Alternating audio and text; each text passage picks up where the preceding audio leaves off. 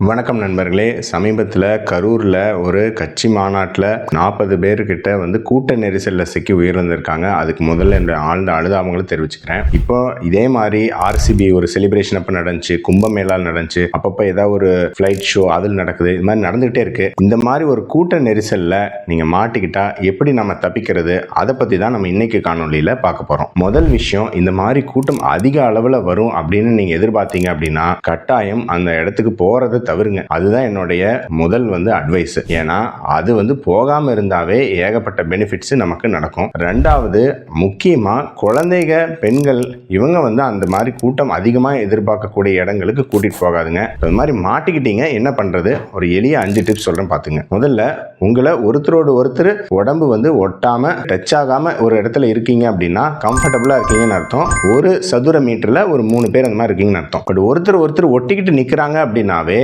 ஒரு சதுர மீட்டருக்கு 5 பேர் நிக்கிறாங்கன்னு அர்த்தம். உங்களால அந்த கூட்டத்துல குனிஞ்சு உங்களால காலை தொட முடியல அப்படின்னாவே ரொம்ப கூட்ட நெரிசல் அதிகமாயிடுச்சுன்னு அர்த்தம். இப்போ நீங்க டெஃபினட்டா அந்த இடத்துல இருந்து விலகிறதுக்கான வழியை பார்க்கணும். ஸோ எப்ப ஆபத்து ஆரம்பிக்க போகுதுன்னு முன்னாடியே கணிக்கணும். இதுதான் முதல் ஸ்டெப். ரெண்டாவது, கூட்டம் அப்படியே வேகமா ஒரு இடத்துல அப்படியே தள்ளிட்டே போகும். எப்பவுமே அந்த வேகமா தள்ளுறதுக்கு நாம ஆப்போசிட் டைரக்ஷன்ல போகவே கூடாது. அதோட டைரக்ஷன்ல தான் போகணும். போற டைரக்ஷன்லேயே போகணும், ஆனா கொஞ்சம் கிராஸா போயிட்டே இருக்கணும். அப்பதான் ஒரு இடத்துல போய் வெளியே போய் நம்மளால தப்பிக்க முடியும். மூணாவது, உங்களுக்கு அந்த மாதிரி போகும்போது பயங்கர நெரிசல் இருக்கு அப்படின்னு ஃபீல் பண்ணீங்கன்னா ஒரு பாக்ஸர் இப்படி வச்சிருப்பாங்க இல்லைங்களா, அந்த மாதிரி கையை இப்படி முன்னாடி வச்சுக்கங்க. இது எதுக்காக அப்படின்னா உங்களுக்கு மூச்சு விடுறதுக்கு ஸ்பேஸ் கொடுக்கும். நிறைய டைம் இந்த மாதிரி கூட்ட நெரிசல்ல சஃபகேஷன், ஆக்சிஜன் இல்லாததுனால தான் நிறைய பேர் இறந்து போவாங்க. ஸோ இந்த மாதிரி நீங்க வச்சுக்கிட்டீங்க அப்படின்னா மூச்சு விடுறதுக்கு இடம் இருந்துகிட்டே இருக்கும், ஒரு நல்ல ஒரு ஸ்டாண்ட்ஸ் கிடைக்கும், உங்களுக்கு ஈஸியா அங்க இருந்து நகர முடியும். நாலாவது, ஸோ அப்படியே தள்ளிட்டே போறாங்க, ஏதாவது முக்கியமா செவுரு, அப்புறம் ஒரு குறுகிய பாதை,